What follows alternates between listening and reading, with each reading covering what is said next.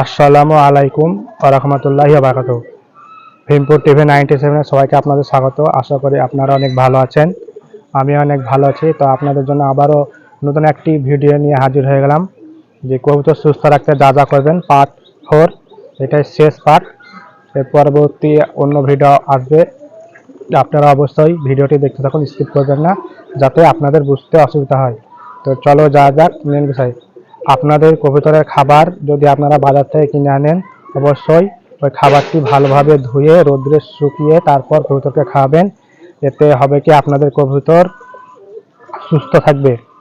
এই খাবারটা না ধোয়ার কারণে আপনাদের কবুতরের বদহজম হয় এবং নানা ধরনের অসুখ হয়।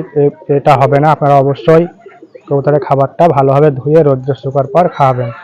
দ্বিতীয় নম্বর কারণ হলো, আপনাদের কবুতর অবশ্যই গরমে সপ্তাহে একবার করে গোসল দিবেন। কবুতর নিজে থেকে গোসল করবে, আপনাকে ধরে গোসল করাতে হবে না। তো আপনারা জীবাণুনাশক শ্যাম্পু বা পটাশিয়াম ম্যাগনেসিয়াম মিশিয়ে কবুতরকে গোসল দিবেন। আমি পটাশিয়াম ম্যাগনেসিয়ামের ফটোটা শো করবো আপনার স্ক্রিনে, আপনারা দেখে নেবেন। তো অবশ্যই আপনারা গরমে অবশ্যই সপ্তাহে একবার করে গোসল করাবেন।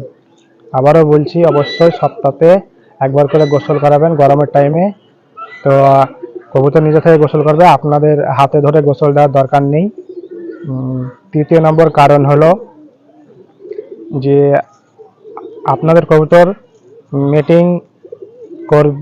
মিটিং করা এবং ডিম পাড়া পর্যন্ত আপনারা আপনাদের কবুতরকে ক্যালসিয়াম খাওয়াবেন, ভিটামিন ক্যালসিয়াম খাওয়াবেন। এতে আপনাদের কবুতর সুস্থ থাকবে। যতদিন না ডিম পারবে ততদিন পর্যন্ত ক্যালসিয়াম খাবেন এবং খাবেন কড লিভার অয়েল খাবেন। এতে আপনাদের কবুতর সুস্থ থাকবে। তো যারা আমার ভিডিওটি দেখছেন, অবশ্যই একটা লাইক কমেন্ট করবেন এবং বেল আইকনটি প্রেস করে ওয়ালে টিক মারলে অল করে রাখবেন, যাতে সবারই প্রথম আপনাদের কাছে ভিডিও চলে যায়। আপনারা অবশ্যই আপনাকে সাপোর্ট করবেন। আর যারা ফেসবুক পেজ থেকে দেখছেন, অবশ্যই আপনারা পেজটা ফলো করে রাখবেন, যাতে পরবর্তী ভিডিওগুলো আপনারা দেখতে পান। এবং 1, 2 এই পার্ট আপনারা দেখতে পাবেন না ফেসবুক পেজে, অবশ্যই ইউটিউব চ্যানেলে আসবেন। আমার ফেসবুক পেজ হলো ভীমপুর টিভি 97 এবং ইউটিউব চ্যানেলের নাম হলো ভীমপুর টিভি 97, একই নামে আছে। আপনারা অবশ্যই দেখবেন এবং ভিডিওটা দেখবেন। অবশ্যই ভিডিওটি ভালো লেগে থাকলে লাইক কমেন্ট করবেন অবশ্যই। তো আজকের মধ্যে এটুকুনি, ধন্যবাদ।